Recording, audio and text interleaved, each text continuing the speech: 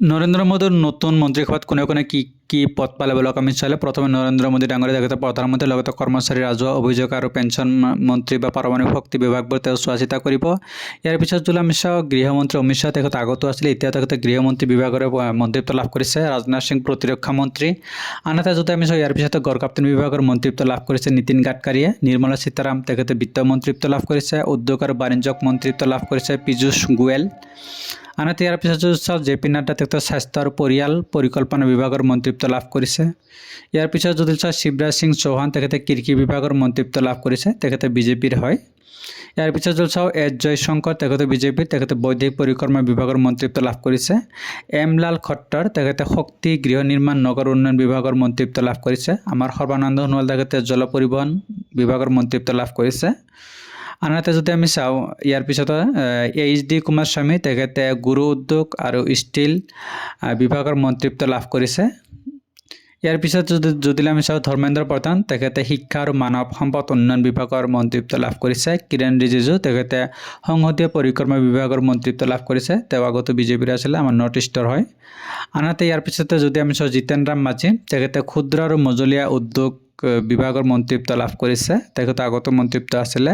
R Singh JDU দলৰ হৈ তেখেতে পঞ্চায়ত, মীন, পশুপালন, দুগ্ধ উৎপাদন আদি বিভাগৰ মন্ত্ৰীত্ব লাভ কৰিছে তেওঁ। বীৰেন্দ্ৰ কুমাৰ তেখেতে সামাজিক ন্যায় আৰু সবলীকৰণৰ মন্ত্ৰীত্ব লাভ কৰিছে, তেওঁ বিজেপিৰ হয়। আনহাতে কে আৰ এম নাইডু তেখেতে টিডিপি দলৰ হয়, অসামৰিক বিমান পৰিবহণ বিভাগৰ মন্ত্ৰীত্ব লাভ কৰিছে তেখেতে।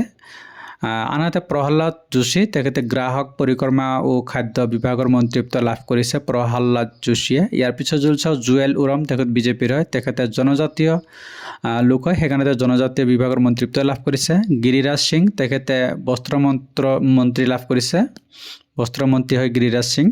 ইয়াৰ পিছত অশ্বিনী বৈষ্ণৱ যদি চাওঁ তেখেতে ৰেল তথ্য আৰু সম্প্ৰচাৰ মন্ত্ৰী, তেখেত বিজেপিৰে হয়। আনহাতে জ্যোতিৰাদিত্য সিন্ধিয়া তেখেতে যোগাযোগ লগতে উত্তৰ পূৰ্বাঞ্চলৰ উন্নয়ন বিভাগৰ মন্ত্ৰীত্ব তেখেতে লাভ কৰিছে। ভূপেন্দ্ৰ যাদৱ তেখেতে বন আৰু পৰিৱেশ বিভাগৰ মন্ত্ৰীত্ব লাভ কৰিছে, তেওঁ বিজেপিৰে হয় ভূপেন্দ্ৰ যাদৱ।